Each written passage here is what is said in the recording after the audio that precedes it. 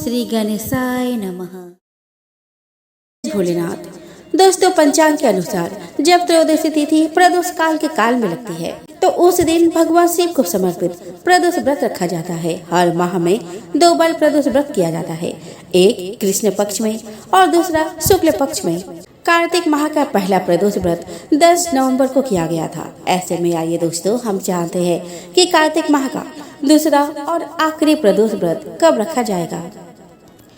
दोस्तों, कार्तिक माह की शुक्ल त्रयोदशी तिथि का प्रारंभ 24 नवंबर 2023 शुक्रवार के दिन शाम 7:06 पर हो रहा है। वही इसका समापन 25 नवंबर को शाम 5:22 पर होगा। ऐसे में प्रदोष व्रत 24 नवंबर शुक्रवार के दिन किया जाएगा। शुक्रवार के दिन पड़ने के कारण इसे शुक्र प्रदोष व्रत कहा जाएगा। इस दिन पूजा का शुभ मुहूर्त शाम 7:06 से रात 8:06 तक रहेगा। दोस्तों, अन्न दान को हिंदू धर्म में सबसे उत्तम दान माना गया है। ऐसे में आप प्रदोष व्रत के दिन किसी जरूरतमंद को अन्न का दान कर सकते हैं।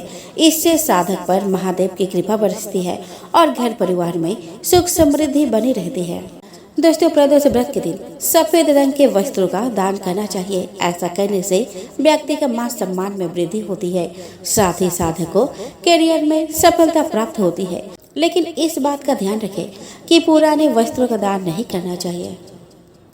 दोस्तों, प्रदोष व्रत के दिन उड़द दाल का दान करना बहुत ही लाभकारी माना गया है। ऐसा करने से व्यापार व्यवसाय में लाभ के योग बनते हैं। वही सोमवार और प्रदोष व्रत के दिन सफेद चीजें जैसे चीनी, चावल, दूध का दान करना अच्छा माना जाता है। इससे जातक की कुंडली में चंद्रमा मजबूत होता है।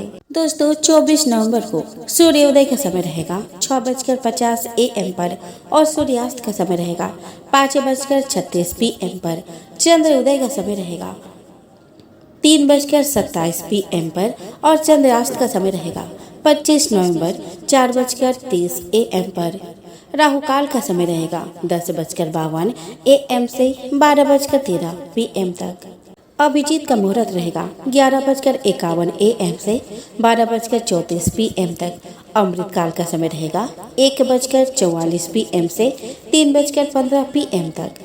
ब्रह्म मुहूर्त का समय रहेगा 5:14 AM से 6:02 AM तक। आइए दोस्तों, आप जान लेते हैं शुक्र प्रदोष व्रत की पूजन विधि के बारे में।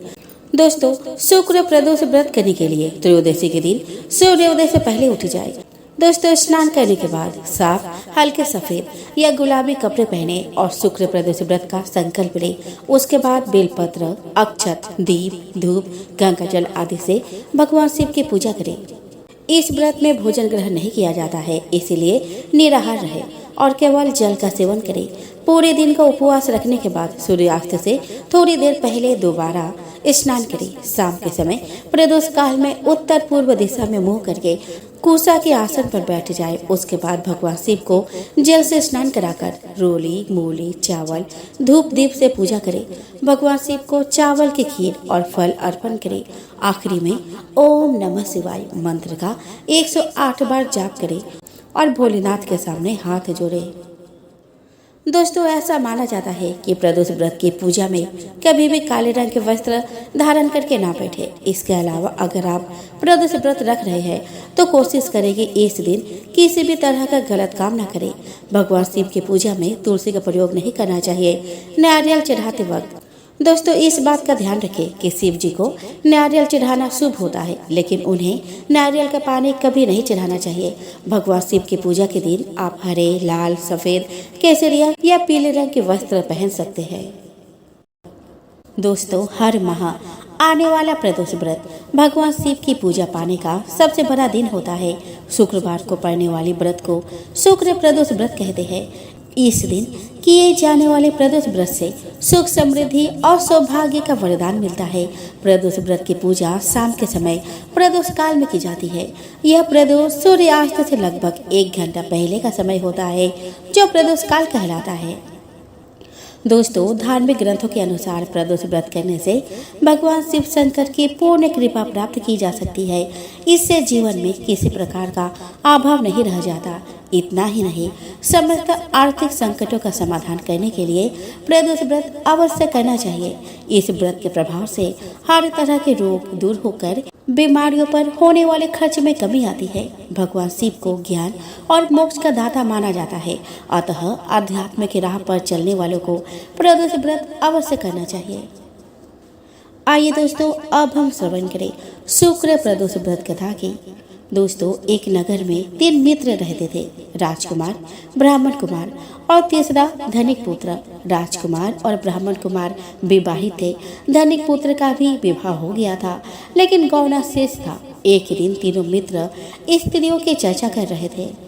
ब्राह्मण कुमार ने स्त्रियों की प्रशंसा करते हुए कहा कि नारीहीन घर भूतों का डेरा होता है। धनिक पुत्र ने यह सुना तो तुरंत ही उसने अपने पत्नी को लाने का निश्चय कर लिया।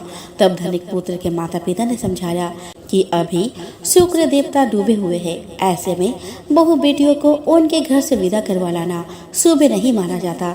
लेकिन धनिक पुत्र ने एक नहीं सुनी और ससुराल पहुंच गया।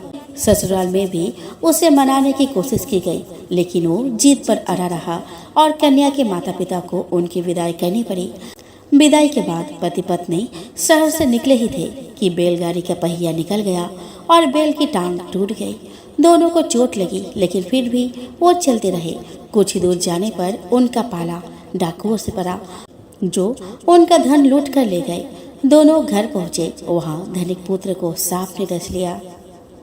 उसके पिता ने वैद्य को बुलाया तो वैद्य ने बताया कि वह 3 दिन में मर जाएगा। जब ब्राह्मण कुमार को यह खबर मिली तो वह धनिक पुत्र के घर पहुंचा और उसके माता पिता को शुक्र प्रदोष व्रत करने की सलाह दी और कहा कि इसे पत्नी सहित वापस ससुराल भेज दे। धनिक ने ब्राह्मण पुत्र की बात मानी और ससुराल पहुंच गया, जहां उसकी हालत ठीक होती गई। यानी शुक्र प्रदोष व्रत के महात्म्य से सभी घोर कष्ट दूर हो गए। इस दिन कथा सुने, आत्मा सुनाए तथा कथा समाप्ति के बाद हवन सामग्री मिलाकर 11 या 21 या 108 बार ओम ह्रीं क्लीं नमः शिवाय स्वाहा मंत्र से आहुति दे। उसके बाद शिव जी की आरती तथा प्रसाद वितरित करे। उसके बाद भोजन करे। कहा जाता है कि शुक्रवार को प्रदोष व्रत सौभाग्य और दाम्पत्य जीवन में सुख समृद्धि भर देता है। यही कारण है कि आज के प्रदोष व्रत का काफी खास माना जा रहा है। शुक्रवार के दिन पढ़ने वाले इस प्रदोष व्रत से सुख समृद्धि मिलती है। एक बार की बात है, जगत की सृष्टि करने वाले ब्रह्मा जी ने दक्ष प्रजापति से कहा कि पुत्र, मैं तुम्हारे कल्याण की एक बात बता रहा हूँ, उसे ध्यान पूर्वक सुनो। साक्षात भगवान शिव ने परमा पूर्णा प्रकृति की आराधना तथा उन्हें अपनी अर्धांगिनी बनाने के विचार से उनसे प्रार्थना की। आदि शक्ति जगदम्बा ने भगवान शिव की यह बात स्वीकार कर ली। अतः वे महेश्वरी कहीं न कहीं जन्म लेकर शिव को पति के रूप में अवश्य प्राप्त करेंगे। वे प्रकृति तुम्हारी पुत्री के रूप में उत्पन्न होकर शंभु की भार्या होवे। इसके लिए तुम अति कठोर तपस्या के द्वारा भक्ति पूर्वक उनसे प्रार्थना करो। वे इस लोक में भाग्य से जिसकी पुत्री के रूप में उत्पन्न होंगे, उसका जीवन सफल हो जाएगा। दक्ष बोले, पिताजी, मैं आपकी आज्ञा से निश्चित रूप से वैसा ही प्रयत्न करूंगा जिससे वे साक्षात प्रकृति रूपा जगदम्बा मेरी पुत्री के रूप में जन्म ले। ब्रह्मा जी से आज्ञा लेकर दक्ष प्रजापति ने क्षीर सागर के तट पर जाकर माता जगदम्बा की प्रसन्नता के लिए 3000 वर्षों तक कठोर तपस्या की। दक्ष प्रजापति की तपस्या से प्रसन्न होकर माता जगदम्बा ने उन्हें दर्शन दिया और उनकी पुत्री के रूप में जन्म लेने का वरदान दिया। तदंतर दक्ष पत्नी प्रसूति ने शुभ दिन में एक कन्या को जन्म दिया। वह कन्या भगवती पूर्णा ही थी। वह कन्या गौर वर्ण थी और उसकी आभा करोड़ों चंद्रमा के समान उज्जवल थी। उसके खिले हुए कमल के समान बड़े बड़े नेत्र थे और उसका मुख अत्यंत सुंदर था। उस कन्या को देखकर दक्ष अत्यंत प्रसन्न हुए और उसका नाम सती रखा। वह कन्या शुक्ल पक्ष के चंद्रमा की भांति दिन प्रतिदिन बढ़ने लगी। जब दक्ष पुत्री सती थोड़ी बड़ी हुई तो पूर्व के व्रत के अनुसार भगवान शिव को पति के रूप में प्राप्त करने के लिए उनकी प्रसन्नता के निमित्त शास्त्र वर्णित विभिन्न प्रकार के व्रतों द्वारा कठिन साधना करने लगे। वे कभी निराहार रहती, कभी रात्रि जागरण करती, कभी विशेष पूजा करती तो कभी नियमित जप में लगी रहती। इस प्रकार अपनी इच्छा से मानव रूप धारण करने वाली वे देवी दृढ़ता पूर्वक उत्तम व्रत का पालन करती थी। वे भगवान शिव के ध्यान में निमग्न हो उस समय सिद्धा अवस्था में पहुंच गई थी। उनकी तपस्या से प्रसन्न और संतुष्ट होकर ब्रह्मा, विष्णु, सभी देवतागण और ऋषि मुनि एक साथ कैलाश पहुंचकर भगवान शिव की स्तुति की। उनकी स्तुति को सुनकर भगवान शिव प्रसन्न होकर बोले कि हे हरे, हे विधाता, हे देवताओं और महर्षियों, आप लोग निर्भय होकर यहाँ अपने आने का कारण बताएं। महादेव के इस प्रकार पूछने पर भगवान विष्णु की आज्ञा से ब्रह्मा जी बोले कि हे प्रभु, अभिन्न रूप होते हुए भी हम 3 रूपों में प्रकट हैं। हे सनातन देव, मैं और श्री विष्णु आपके आदेश से प्रसन्नता पूर्वक लोक की सृष्टि और पालन के कार्य कर रहे हैं तथा कार्य कारणवश विवाहित भी हो गए हैं। अतः आप भी विश्व हित के लिए तथा देवताओं को सुख पहुंचाने के लिए एक परम सुंदरी रमणी को अपने पत्नी बनाने के लिए ग्रहण करें। ब्रह्मा जी की बात सुनकर लोकेश्वर महादेव जी के मुख पर मुस्कुराहट दौड़ गई और वे बोले कि ब्राह्मण, हरे, तुम दोनों मुझे सदा ही अत्यंत प्रिय हो। तुम दोनों को देखकर मुझे बड़ा आनंद मिलता है। तुम लोग समस्त देवताओं में श्रेष्ठ तथा त्रिलोकी के स्वामी हो। लोकहित के कार्य में मन लगाए रहने वाले तुम दोनों का वचन मेरी दृष्टि में अत्यंत गौरवपूर्ण है। किंतु सुरश्रेष्ठ गण, मेरे लिए विवाह करना उचित नहीं होगा, क्योंकि मैं तपस्या में संलग्न रहकर सदा संसार से विरक्त रहता हूँ और योगी के रूप में ही मेरी प्रसिद्धि है, जो निमृति के सुंदर मार्ग पर स्थित है और अपनी आत्मा में ही रमन करता है। संसार में विवाह करना पराये बंधन से बंधना है। इसलिए मैं सत्य कहता हूँ कि विवाह के लिए मेरे मन में थोड़ी भी रुचि नहीं है। तथापि जगत के हित के लिए तुमने जो कुछ कहा है उसे मैं करूँगा। परंतु मैं जैसी नारी को अपने प्रिय पत्नी के रूप में ग्रहण करूंगा और जैसी शर्त के साथ करूंगा उसे सुनो। जो नारी मेरे तेज के विभाग पूर्वक ग्रहण कर सके, जो योगिनी तथा इच्छा अनुसार रूप धारण करने वाली हो, जब मैं योग में तत्पर रहूं तब उसे भी योगिनी बनकर रहना होगा। ब्राह्मण, जो मेरे ज्योति स्वरूप सदाशिव के चिंतन में विघ्न डालने वाली होगी वह जीवित नहीं रह सकती। उसके चिंतन के लिए मैं बिना विवाह के भी रह लूंगा। ब्राह्मण, मेरी एक और शर्त है, उसे सुनो। यदि उस स्त्री का मुझ पर और मेरे वचन पर अविश्वास होगा तो मैं उसे त्याग दूंगा। उनकी यह बात सुनकर ब्राह्मण और श्री हरि ने मंद मुस्कान के साथ मन ही मन प्रसन्नता का अनुभव किया। फिर ब्रह्मा जी बोले कि हे महेश्वर, आपने जैसे नारी की खोज आरंभ की है वैसे ही स्त्री के विषय में आपको बताता हूँ। आदि शक्ति जगदम्बा ने जगत का कार्य सिद्ध करने के लिए भिन्न भिन्न रूपों में प्रकट हुई है। प्रभु सरस्वती और लक्ष्मी ये दोनों रूप धारण करके वे पहले ही यहाँ आ चुकी है। इनमें लक्ष्मी तो श्री हरि विष्णु के प्राण वल्लभा हो गई है और सरस्वती मेरी। अब वे आदि शक्ति तीसरा रूप धारण करके प्रकट हुई है। प्रभु, लोकहित का कार्य करने की इच्छा वाली देवी शिवा दक्ष पुत्री के रूप में अवतीर्ण हुई है। उनका नाम सती है और वे सब प्रकार से आपके ही योग्य है। महातेजस्विनी सती आपको पति रूप में प्राप्त करने के लिए दृढ़ता पूर्वक कठोर व्रत का पालन करते हुए तपस्या कर रही है। महेश्वर, आप उन्हें वर देने के लिए जाइए और सती को उनकी तपस्या के अनुरूप वर देकर उनके साथ विवाह कीजिए। हे शंकर, भगवान विष्णु, मेरी तथा इन सभी देवताओं की यही इच्छा है। तब भक्त वत्सल्य भगवान शिव ने हंसकर कहा, बहुत अच्छा, ऐसा ही होगा। उनके ऐसा कहने पर सभी भगवान शिव से आज्ञा लेकर अपने अपने स्थान को लौट गए। उधर सती ने आश्विन मास के शुक्ल पक्ष की अष्टमी तिथि को उपवास करके भक्ति भाव से परमेश्वर शिव का पूजन किया। इस प्रकार नंदा व्रत पूर्ण होने पर नवमी तिथि को ध्यान मग्न हुई सती को भगवान शिव ने प्रत्यक्ष दर्शन दिए। और उन्हें मनोवांछित वर प्रदान करके कैलाश लौट गए। इसके बाद भगवान शिव के स्मरण करने पर ब्रह्मा जी कैलाश पहुँचे और शिव जी की आज्ञा से विवाह का प्रस्ताव लेकर प्रजापति दक्ष के पास पहुँचे। प्रजापति दक्ष को इस विवाह का प्रस्ताव सुनकर अपार हर्ष हुआ और उन्होंने प्रसन्नता पूर्वक इस विवाह की स्वीकृति दे दी। तत्पश्चात वैवाहिक विधि से बड़े धूमधाम के साथ चैत्र मास के शुक्ल पक्ष की त्रयोदशी तिथि को भगवान शिव और देवी सती का विवाह हुआ। विवाह के बाद भगवान शिव प्रथम घरों और अपनी पत्नी सती के साथ कैलाश आ गए और वहां आनंदित होकर दक्ष कन्या सती के साथ विहार करने लगे। एक समय तीनों लोक में विचरने वाले भगवान रुद्र सती के साथ बैल पर आरूढ़ होकर भ्रमण कर रहे थे। घूमते घूमते वे दंडकारण्य में आए। वहां उन्होंने लक्ष्मण सहित श्री राम को देखा, जो रावण द्वारा छल से हरी गई अपनी प्यारी पत्नी सीता की खोज कर रहे थे। वे हा सीते ऐसा पुकारते हुए जहाँ तहाँ देखते और बारंबार रोते। उनके मन में विरह का आवेश छाया हुआ था और उनकी कांति फीकी पड़ गई थी।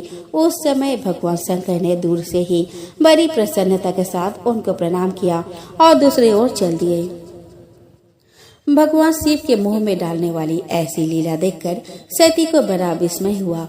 वे भगवान शिव से बोली कि हे नाथ, ब्रह्मा विष्णु आदि सब देवता सदा आपकी ही सेवा करते हैं। आप ही सबके द्वारा प्रणाम करने के योग्य है। वेदांत शास्त्र के द्वारा यत्न पूर्वक जानने योग्य निर्विकार परमेश्वर आप ही है। नाथ, ये दोनों पुरुष कौन है? ये दोनों धनुर्धर वीर वन में विचरते हुए बड़े दुखी और दीन प्रतीत होते हैं। इनमें जो बड़े हैं उनकी अंग कांति नील कमल के समान श्याम है। उसे देखकर आप किस कारण से आनंद विभोर हो उठे थे? प्रभु, स्वामी अपने सेवक को प्रणाम करे, यह उचित नहीं जान पड़ता। स्वामी, आप मेरे संशय का निवारण करें। परमेश्वरी सती ने जब भगवान शिव से इस प्रकार प्रश्न किया तब लीला विशारद शंकर जी ने हंसकर कहा, देवी सुनो, मैं तुमसे यथार्थ बात कहता हूँ। ये दोनों भाई वीरों द्वारा सम्मानित है। इनके नाम श्री राम और लक्ष्मण हैं। सूर्य वंश में प्रकट हुए ये दोनों राजा दशरथ के विद्वान पुत्र हैं। इनमें जो गोरे रंग के छोटे भाई है उनका नाम है लक्ष्मण। वो साक्षात शेष का अवतार है।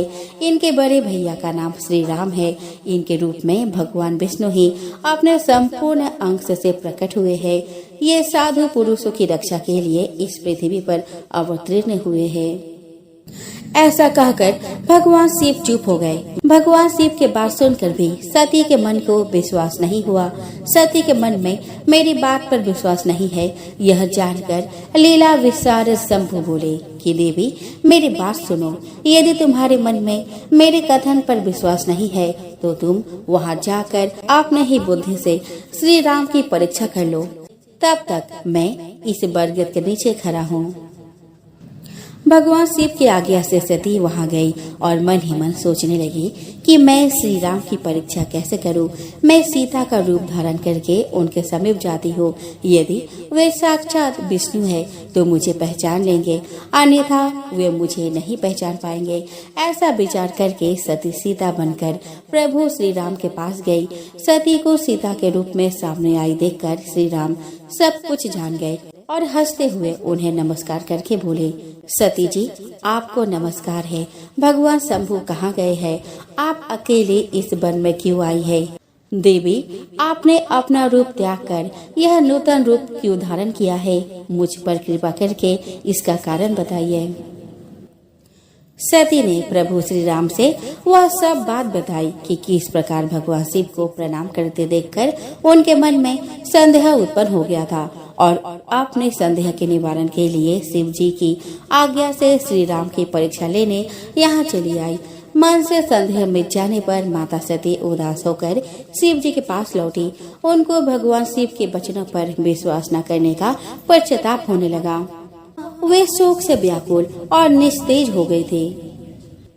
सती को दुखी देखकर भगवान हरि ने उनका कुशल समाचार पूछा और प्रेम पूर्वक कहा, तुमने किस प्रकार परीक्षा ली। उनकी यह बात सुनकर सती मस्तक झुकाए उनके पास खड़ी हो गई। भगवान महेश्वर ने ध्यान लगाकर सती का सारा चरित्र जान लिया और उन्हें मन से त्याग दिया, पर उन्होंने सती को पूर्व में किए हुए अपने प्रतिज्ञा के विषय में कुछ नहीं बताया। इसके बाद वे दोनों कैलाश चले गए। एक समय समस्त ऋषि मुनि प्रयाग में एकत्र हुए और वहाँ एक विशाल यज्ञ हुआ। उस यज्ञ में ब्रह्मा जी, सनकादि ऋषिगण, नारद मुनि, देवता और ब्रह्मज्ञानी संत भी पधारे थे। वहाँ अनेक प्रकार के उत्सवों के साथ ज्ञान चर्चा और शास्त्रार्थ हो रहे थे। उसी समय देवी सती तथा प्रथम गणों के साथ भगवान शिव भी वहां आ पहुँचे। भगवान शिव को आया देखकर सभी ने भक्ति भाव के साथ उनकी स्तुति की और उनकी उचित आसन प्रदान किया। फिर शिव जी की आज्ञा पाकर सब लोग प्रसन्नता पूर्वक यथास्थान बैठ गए। इसी बीच प्रजापति दक्ष, जो बड़े तेजस्वी थे, अचानक घूमते हुए वहां आए और ब्रह्मा जी को प्रणाम करके उनकी आज्ञा लेकर वहां बैठ गए। दक्ष उन दिनों समस्त ब्रह्मांड के अधिपति बनाए गए थे, अतः सबके द्वारा सम्मानित थे, पर अपने इस गौरवपूर्ण पद को लेकर उनके मन में बड़ा अहंकार था, क्योंकि वे तत्व ज्ञान से शून्य थे। उस समय देवर्षि नारद सहित सभी ने हाथ जोड़कर दक्ष का आदर सत्कार किया, पर जो सबके स्वामी और परमेश्वर है, उन महेश्वर ने उस समय दक्ष को मस्तक नहीं झुकाया। वे अपने आसन पर बैठे ही रह गए। महादेव जी को मस्तक न झुकाए देख ब्रह्मा जी के पुत्र प्रजापति दक्ष मन ही मन अप्रसन्न हो गए। महादेव जी को मस्तक न झुकाते देख ब्रह्मा जी के पुत्र प्रजापति दक्ष मन ही मन अप्रसन्न हो गए। उन्हें रुद्र पर क्रोध आ गया। वे ज्ञान शून्य और महान अहंकारी होने के कारण महाप्रभु रुद्र को क्रूर दृष्टि से देखकर सबको सुनाते हुए उच्च स्वर में कहने लगे। दक्ष ने कहा, यह सब देवता, असुर, श्रेष्ठ ब्राह्मण और ऋषि मुझे विशेष रूप से मस्तक झुकाते हैं, परंतु वह जो प्रेतों और पिशाचों से घिरा हुआ महामनुष्य बनकर बैठा है, वह दुष्ट मनुष्य के समान क्यों मुझे प्रणाम नहीं करता। यह भूतों और पिशाचों से सेवित हो मतवाला बना फिरता है और शास्त्रीय विधि की अवहेलना करके नीति मार्ग को सदा कलंकित किया करता है। इसके वेदोक्त कर्म लुप्त हो गए हैं, अतः मैं इसे श्राप देने को उद्यत हुआ हूँ। यह रुद्र चारों वर्णों से पृथक और कुरूप है, इसे यज्ञ से बहिष्कृत कर दिया जाए। यह शमशान में निवास करने वाला तथा उत्तम कुल से हीन है, इसीलिए यह देवताओं के साथ यज्ञ में भाग ना ले पाए। दक्ष की बात सुनकर नंदी को बड़ा रोष आया और वे दक्ष को श्राप देने के विचार से तुरंत इस प्रकार बोले। नंदीश्वर ने कहा कि अरे महामूढ़, दुष्ट बुद्धि दक्ष, तूने मेरे स्वामी महेश्वर को यज्ञ से बहिष्कृत क्यों कर दिया। जिनके स्मरण मात्र से यज्ञ सफल और तीर्थ पवित्र हो जाते हैं, उन्हीं महादेव जी को तूने श्राप कैसे दे दिया। हे ब्राह्मणों से अधम दक्ष, जिन्होंने इस जगत की सृष्टि की, जो इसका पालन करते हैं और अंत में जिनके द्वारा इसका संहार होगा, उन्हीं महेश्वर को तूने श्राप कैसे दे दिया। दुर्बुद्धि दक्ष, तुझे शिव तत्व का जरा भी ज्ञान नहीं है। यहाँ जो भी भगवान रुद्र से विमुख तुझ जैसे दुष्ट ब्राह्मण विद्यमान है, उनको मैं रुद्र तेज के प्रभाव से ही श्राप दे रहा हूँ। तुझ जैसे ब्राह्मण कर्म फल के प्रशंसक वेदवाद में फंसकर वेद के तत्व ज्ञान से शून्य हो जाए।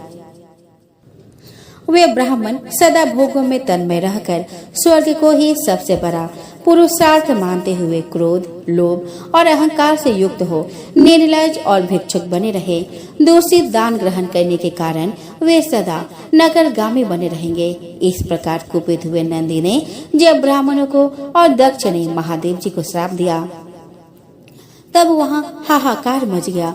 सदाशिव महादेव नंदी की बात सुनकर हंसते हुए वे मधुर वाणी में बोले, नंदी, मेरी बात सुनो। तुम तो परम ज्ञानी हो, तुम्हें क्रोध नहीं करना चाहिए। तुमने भ्रम से यह समझकर कि मुझे श्राप दिया गया, व्यर्थ ही ब्राह्मण कुल को श्राप दे डाला। वास्तव में मुझे किसी का श्राप छू नहीं सकता, अतः तुम्हें उत्तेजित नहीं होना चाहिए। भगवान शंभु के इस प्रकार समझाने पर नंदी क्रोध रहित एवं शांत हो गए। इसके बाद भगवान शिव अपने गणों के साथ प्रसन्नता पूर्वक वहां से अपने स्थान को चल दिए। इधर दक्ष भी ब्राह्मणों के घिरे हुए अपने स्थान को लौट गए, पर उनका मन शिवद्रोह में तत्पर था। रुद्र को श्राप दिए जाने की घटना का स्मरण करके दक्ष सदा रोष से भरे रहते थे। उनकी बुद्धि पर मूढ़ता छा गई थी। वे शिव के प्रति श्रद्धा को त्याग कर शिव पूजकों की निंदा करने लगे। एक समय दक्ष ने कनखल नामक तीर्थ में एक बहुत बड़े यज्ञ का आयोजन किया। उस यज्ञ की दीक्षा लेकर उन्होंने उस समय समस्त देव ऋषियों, महर्षियों और देवताओं को बुलाया। वे सभी उस यज्ञ में पधारे। दूसरे बहुसंख्यक मुनि अपने स्त्री और पुत्रों के साथ लेकर हर्ष पूर्वक दक्ष के यज्ञ में सम्मिलित हुए। इनके अलावे लोकपालगण और सभी उपदेवता अपनी सैन्य शक्ति के साथ वहां पधारे थे। दक्ष ने प्रार्थना करके ब्रह्मा जी को भी सत्यलोक से बुलवाया था। इसी प्रकार सादर प्रणाम करके भगवान विष्णु भी वैकुंठ लोक से उस यज्ञ में बुलाए गए थे। शिवद्रोही दक्ष ने उन सब का बड़ा सत्कार किया। विश्वकर्मा ने अत्यंत विशाल और बहुमूल्य भवन बनाए थे। दक्ष ने उन भवनों में ही सभी अतिथियों की ठहरने की व्यवस्था की थी। सभी लोग सम्मानित हो उन भवन में यथा योग्य स्थान पाकर ठहरे हुए थे। दक्ष ने उस यज्ञ में भृगु आदि ऋषियों को ऋत्विज बनाया था। संपूर्ण मधुर गणों के साथ स्वयं भगवान विष्णु उसके अधिष्ठाता थे। ब्रह्मा जी वेद त्रय की विधि बताने वाले थे। सभी दिक्पाल अपने आयुधों के साथ यज्ञ के द्वारपाल बने थे। दक्ष ने अपने उस महायज्ञ में गंधर्वों, विद्याधरों, सिद्धों, 12 आदित्य तथा नागलोक के नागों को भी आमंत्रित किया था। मंगलाचार करके जब दक्ष ने यज्ञ की दीक्षा ली, तब वे अपने पत्नी के साथ बड़ी शोभा पाने लगे। इतना सब करने पर भी दुरात्मा दक्ष ने उस यज्ञ में भगवान शंभु को आमंत्रित नहीं किया। सती प्रजापति दक्ष की प्रिय पुत्री थी, तो भी शिव की पत्नी होने के कारण दोषदर्शी दक्ष ने उन्हें अपने यज्ञ में नहीं बुलाया। जब देवर्षि गण बड़े उत्साह और हर्ष के साथ दक्ष के यज्ञ में जा रहे थे, उसी समय देवी सती अपने प्रिय सखियों के साथ कैलाश पर्वत पर बैठी हंसी ठिठोली कर रही थी। प्रसन्नता पूर्वक क्रीड़ा में लगी हुई देवी सती ने उस समय रोहिणी के साथ दक्ष यज्ञ में जाते हुए चंद्रमा को देखा। उन्हें आते देखकर माता सती अपने प्रिय सखी विजया से बोली, विजय जल्दी जाकर पूछ तो आ, ये चंद्रदेव रोहिणी के साथ कहाँ जा रहे हैं। सती के इस प्रकार आज्ञा देने पर विजया तुरंत उनके पास गई और उसने चंद्रदेव से शिष्टाचार के साथ पूछा कि चंद्रदेव आप कहाँ जा रहे हैं। विजया का प्रश्न सुनकर चंद्रदेव ने आदर पूर्वक अपनी यात्रा का उद्देश्य बताया। दक्ष के यहाँ होने वाले यज्ञ का सारा वृतांत कहा। यह सब सुनकर विजया देवी सती के पास आई और चंद्रमा ने जो कुछ कहा था वह सब सती को बताया। उसे सुनकर सती देवी को बड़ा विस्मय हुआ। अपने यहाँ सूचना न मिलने का क्या कारण है, ये बहुत सोचने विचारने पर भी उनकी समझ में नहीं आया। तब उन्होंने पार्षदों से घिरे हुए अपने स्वामी भगवान शिव के पास जाकर उनसे पूछा। सती बोली कि प्रभु, मैंने सुना है कि मेरे पिताजी के यहाँ कोई बहुत बड़ा यज्ञ हो रहा है, उसमें बहुत बड़ा उत्सव होगा। नाथ, पिताजी के उस महान यज्ञ में चलने की रुचि आपको क्यों नहीं हो रही है? इस विषय में जो बात हो वह सब बताइए। आप मेरी प्रार्थना मानकर प्रयत्न करके मेरे साथ पिताजी के यज्ञशाला में आज ही चलिए। सती की बात सुनकर भगवान शिव मधुर वाणी में बोले, देवी, तुम्हारे पिता दक्ष मेरे विशेष द्रोही हो गए हैं। जो लोग बिना बुलाए दूसरे के घर में जाते हैं वे वहाँ अनादर पाते हैं, जो मृत्यु से भी अधिक कष्टदायक है। अतः प्रिय, तुमको और मुझको तो विशेष रूप से दक्ष के यज्ञ में नहीं जाना चाहिए। शंकर जी के ऐसा कहने पर सती रोष पूर्वक बोली कि शंभु, आप सबके ईश्वर हैं, जिनके जाने से यज्ञ सफल होता है, उन्हीं को मेरे दुष्ट पिता ने आमंत्रित नहीं किया। प्रभु, मेरे पिता ने किस कारण आपको नहीं बुलाया वह सब मैं जानना चाहती हूँ। अतः मैं आज ही पिता के यज्ञ में जाती हूँ। नाथ, आप मुझे वहाँ जाने की आज्ञा दीजिए।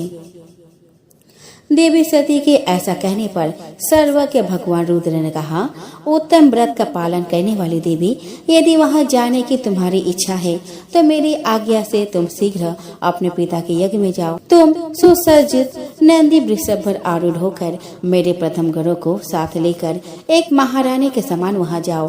भगवान रुद्र के इस प्रकार आदेश देने पर सुंदर आभूषणों से अलंकृत सती देवी सब साधनों से युक्त हो असंख्य शिव गणों के साथ नंदी पर आरूढ़ होकर पिताजी के घर की ओर चली। दक्ष कन्या सती उस स्थान पर गई जहां वह महान यज्ञ हो रहा था। सती ने वहां अपने पिता के भवन को अनेक प्रकार की आश्चर्यजनक वस्तुओं से संपन्न, उत्तम प्रभा से परिपूर्ण, मनोहर तथा देवताओं और मुनियों के समुदायों से भरा हुआ देखा। देवी सती भवन के द्वार पर जाकर खड़ी हुई और अपने वाहन नंदी से उतरकर अकेले ही शीघ्रता पूर्वक यज्ञशाला के भीतर चली गई। सती को आई देख उनके माता और बहनों ने यथोचित आदर सत्कार किया, पर दक्ष ने उन्हें देखकर भी उनका आदर नहीं किया और दक्ष के भय से दूसरे लोग भी उनके प्रति आदर का भाव न दिखा सके। पिता सहित सब लोगों के द्वारा तिरस्कार प्राप्त होने से सती को बहुत दुख हुआ, तो भी उन्होंने अपने माता पिता के चरणों में मस्तक झुकाया। उस यज्ञ में सती ने विष्णु आदि देवताओं के भाग देखे, परंतु शंभु का भाग उन्हें नहीं दिखाई दिया। तब सती ने भारी क्रोध प्रकट किया। वे अपमानित होने पर भी रोष से भरकर दक्ष से बोली, हे प्रजापति, आपने परम मंगलकारी भगवान शिव को इस यज्ञ में क्यों नहीं बुलाया, जिनके द्वारा यह संपूर्ण चराचर जगत पवित्र होता है, जो स्वयं ही यज्ञ है। उन भगवान शिव के बिना यज्ञ की सिद्धि कैसे हो सकती है? द्रव्य, मंत्र, हव्य और कव्य, ये सब जिनके स्वरूप है, उन्हीं भगवान शिव के बिना इस यज्ञ का आरंभ कैसे किया गया? क्या आपने भगवान शिव को सामान्य देवता समझकर उनका अनादर किया है? आज आपकी बुद्धि भ्रष्ट हो गई है, इसीलिए आप पिता होकर भी मुझे अधम प्रतीत हो रहे हैं। ऐसा कहने के बाद परमेश्वरी सती ने भगवान विष्णु, ब्रह्मा, इंद्र आदि सब देवताओं को तथा समस्त ऋषियों को बड़े बड़े शब्दों में फटकारा। इस प्रकार क्रोध से भरी हुई जगदम्बा सती ने वहाँ व्यथित हृदय से अनेक प्रकार की बातें कही। श्री विष्णु आदि समस्त देवता और मुनि सती की बात सुनकर चुप रह गए। अपने पुत्री के वैसे वचन सुनकर कुपित हुए दक्ष ने सती की और क्रूर दृष्टि से देखते हुए कहा कि भद्रे, इस समय यहाँ तुम्हारा कोई काम नहीं है, तुम ठहरो या जाओ, यह तुम्हारी इच्छा पर निर्भर है। समस्त विद्वान जानते हैं कि तुम्हारे पति शिव अमंगल स्वरूप है, वे कुलीन भी नहीं है, वेद से बहिष्कृत और भूतों प्रेतों के स्वामी है। वे कुवेश धारण किए रहते हैं, इसीलिए मैंने जानबूझकर ही उनको इस यज्ञ में आमंत्रित नहीं किया है। मैंने ब्रह्मा जी के कहने से उनके साथ तुम्हारा विवाह कर दिया था, अतः तुम क्रोध छोड़कर शांत हो जाओ। तुम इस यज्ञ में आ ही गई हो तो स्वयं अपना भाग ग्रहण करो। दक्ष के ऐसे कहने पर उनकी त्रिभुवन पूजित पुत्री सती का रोष और भी बढ़ गया। वे मन ही मन सोचने लगी, अब मैं शंकर जी के पास कैसे जाऊं? अगर मैं उनके पास गई तो उन्होंने यहाँ का समाचार पूछा तो मैं उन्हें क्या उत्तर दूंगी? यह सोचकर लंबी सांस खींचकर सती ने अपने पिता से कहा, जो महादेव जी का निंदा करता है अथवा जो उनकी होती हुई निंदा को सुनता है, वे दोनों नरकगामी बनते हैं। अतः पिताजी, मैं जलती हुई अग्नि में प्रवेश करके अपने इस शरीर को त्याग दूंगी। अपने स्वामी का अनादर सुन, अब मुझे इस जीवन की रक्षा से क्या प्रयोजन? सती को अपने वहाँ आने के कारण बड़ा पश्चाताप हुआ। उन्होंने व्यथित चित्त से भगवान शंकर के वचन का स्मरण किया।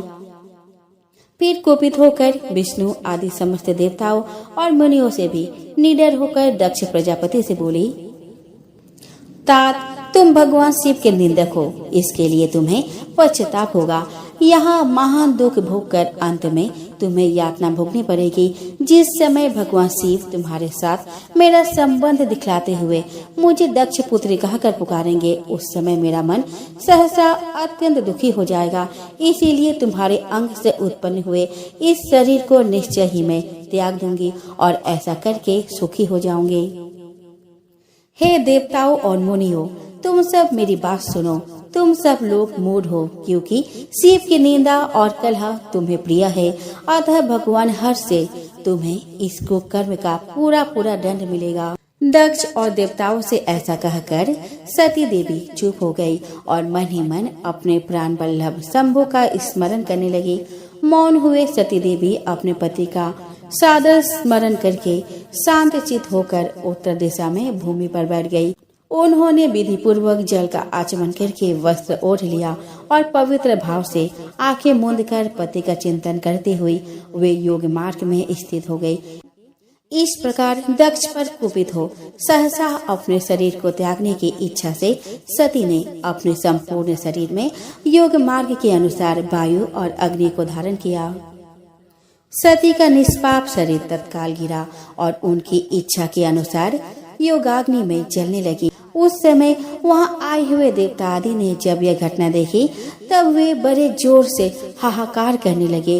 सब लोग कह रहे थे कि हाय, भगवान शंकर की परम प्रेयसी सती देवी ने दक्ष के कारण अपने प्राण त्याग दिए, जो सदा ही मान पाने के योग्य थी। दक्ष के द्वारा ऐसे तिरस्कृत हुई कि प्राणों से ही हाथ धो बैठी।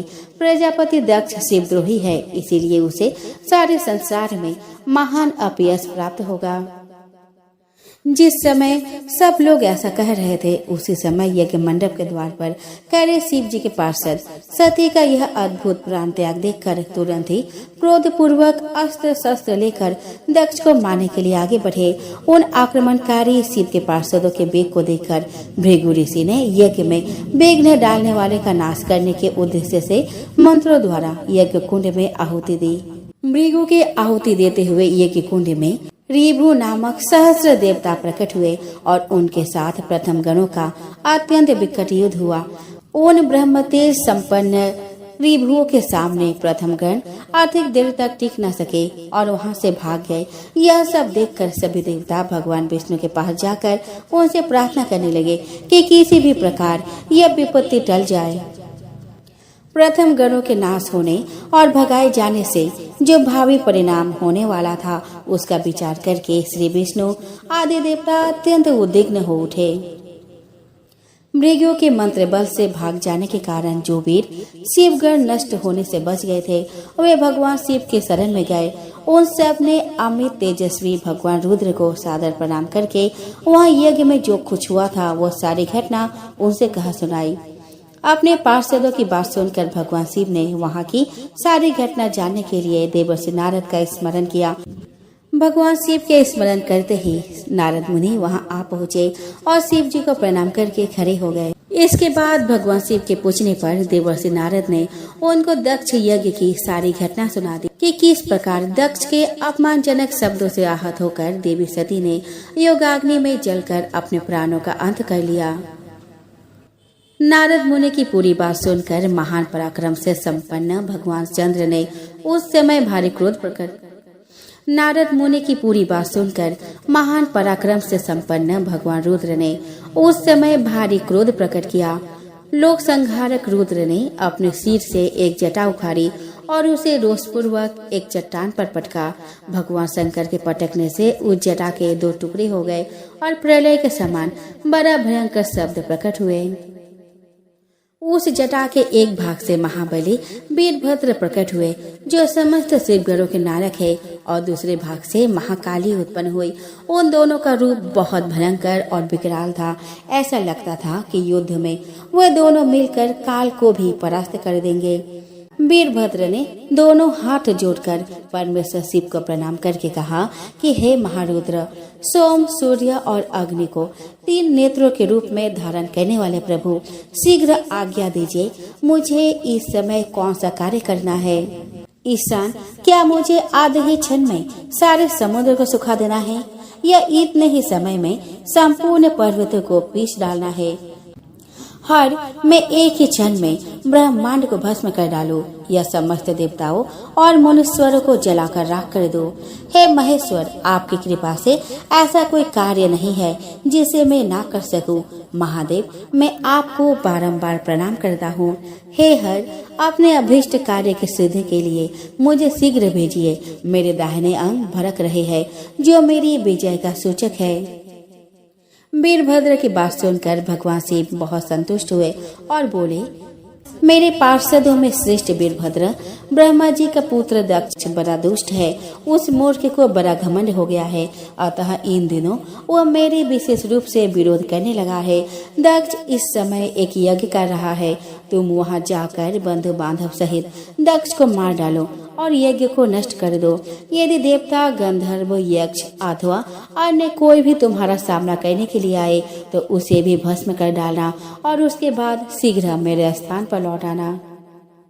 काल के भी शत्रु तथा सबके ईश्वर भगवान रुद्र रोष से लाल आंखें किए वीरभद्र से ऐसा कहकर चुप हो गए। तब वीरभद्र भगवान शिव को प्रणाम करके वहां से दक्ष के यज्ञ मंडप की ओर चले। उनके साथ असंख्य तेजस्वी शिवगणों की सेना थी। वे सब वीरभद्र को आगे करके दक्ष के यज्ञ मंडप में पहुँचे। उस समय देवताओं के साथ शिवगणों का घोर युद्ध आरंभ हो गया।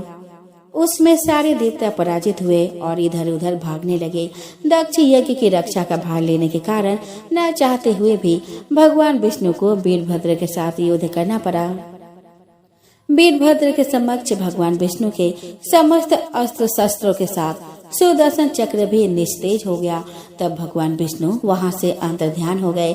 भगवान विष्णु को वहां से जाते देख ब्रह्मा जी, ऋषि मुनि, देवतागण और लोकपाल आदि भी वहां से अपने लोकों को प्रस्थान कर गए। ब्रह्मा जी के पुत्र दक्ष भयभीत होकर छिप गए थे। तब वीरभद्र ने उनका पता लगाकर उन्हें बलपूर्वक पकड़ लाए और उनका सिर काटकर अग्नि कुंड में डाल दिया। वीरभद्र दक्ष और उनके यज्ञ का विध्वंस करके तुरंत ही वहां से कैलाश पर्वत चले गए। वीरभद्र दक्ष और उनके यज्ञ का विध्वंस करके तुरंत ही वहां से कैलाश पर्वत चले गए। वीरभद्र को कार्य पूरा करके आया देख परमेश्वर शिव बहुत संतुष्ट हुए और उन्होंने वीरभद्र को शिवगणों का अध्यक्ष बना दिया। भगवान रुद्र के गणों ने जिनके अंग भंग कर दिए थे वे समस्त देवता और मुनि ब्रह्मा जी के पास पहुँचे। उन सब ने ब्रह्मा जी से अपनी व्यथा कही। तब पुत्र शोक से व्याकुल ब्रह्मा जी उन सब को लेकर भगवान विष्णु की शरण में गए। वहां जाकर ब्रह्मा जी ने विष्णु भगवान की स्तुति करके कहा कि देव, जिस तरह भी यज्ञ पूर्ण हो, यजमान दक्ष जीवित हो जाए और समस्त देवता और मुनि सुखी हो जाए, वह उपाय कीजिए। हम सब आपके शरण में आए हैं। ब्रह्मा जी का बात सुनकर श्री विष्णु बोले कि हे विधाता, समस्त देवता और मुनि परमेश्वर शिव के अपराधी है, क्योंकि इन्होंने भगवान शंभु को यज्ञ का भाग नहीं दिया। अब तुम सब लोग शुद्ध हृदय से शीघ्र ही प्रसन्न होने वाले उस भगवान शिव के शरण में जाओ और उनसे अपने अपराधों के लिए क्षमा प्रार्थना करो। ब्राह्मण, मैं स्वयं भी आप सब लोगों के साथ शिव के निवास स्थान पर चलूंगा और उनसे क्षमा मांगूंगा। सब लोगों को साथ लेकर भगवान विष्णु कैलाश गए। वहां जाकर भगवान शिव का दर्शन करके विष्णु आदि सभी देवताओं और मुनियों ने हाथ जोड़कर और मस्तक झुकाकर शिव जी के चरणों में प्रणाम किया और उनके सब प्रकार से स्तुति की। ब्रह्मा, विष्णु और सभी देवताओं के प्रार्थना करने पर भगवान शिव प्रसन्न हो गए और सबको क्षमा कर दिए। भगवान विष्णु के कहने पर शंकर जी सबके साथ दक्ष के यज्ञशाला में पधारे। वहाँ भगवान शिव की आज्ञा से दक्ष के धड़ के साथ यज्ञ पशु बकरे का सिर जोड़ दिया गया और भगवान शिव ने दक्ष को फिर से जीवित कर दिया। इसके बाद भगवान शिव के आज्ञा से दक्ष ने सबके सहयोग से अपने यज्ञ को पूरा किया। यज्ञ के संपूर्ण होने पर सती के वियोग से दुखी शिव साधारण मनुष्य के समान बार बार रुदन करने लगे। यज्ञशाला में प्रवेश करके उन्होंने सती के दिव्यमान शरीर को देखा। वह शरीर भूमि पर पड़ा हुआ ऐसा प्रतीत हो रहा था जैसे सती नींद में सोई हुई हो। भगवान शिव ने सती के शरीर को गोद में उठा लिया और शोक से व्याकुल होकर विलाप करते हुए पृथ्वी पर घूमते हुए तांडव नृत्य करने लगे। भगवान शिव के अत्यंत वेगपूर्वक नृत्य करने से प्रचंड वायु बहने लगी और बड़े बड़े पर्वत वृक्षों के समान कांपने लगे। उस समय पृथ्वी को धारण करने वाले शेष और कच्छप भी अत्यंत क्षुब्ध हो गए और पृथ्वी चलायमान हो गई। तभी लोग असमय के प्रलय के भय से संत्रस्त हो गए। तब ब्रह्मा जी तथा सभी देवताओं ने भगवान विष्णु से इस संकट से रक्षा का अनुरोध किया। उनसे प्रार्थना की कि किसी भी प्रकार से भगवान शिव को शांत करे। उनके अनुरोध पर जगत का पालन करने वाले पराक्रमी भगवान विष्णु ने सुदर्शन चक्र से देवी सती के शरीर के टुकड़े करके पृथ्वी पर गिरा दिए। नाचते हुए शिव जब धरती पर पैर पटकते थे, उसी समय भगवान विष्णु चक्र चलाकर सती का शरीर काट देते थे। इस प्रकार भगवान विष्णु के सुदर्शन चक्र से माता सती के शरीर के सारे अंग कटकर अलग हो गए और वे धरातल पर 51 अलग अलग स्थानों पर गिरे। पृथ्वी पर वही स्थान 51 शक्तिपीठ के रूप में विख्यात हुई। सती के शरीर के अंग जब भूमि पर गिरे, उसी क्षण वे सभी प्राणियों के कल्याण के लिए पत्थर के रूप में परिवर्तित हो गए। भगवान विष्णु के द्वारा माता सती के शरीर के टुकड़े करने पर भगवान शिव ने स्वयं को भार रहित अनुभव किया और धैर्य धारण किया।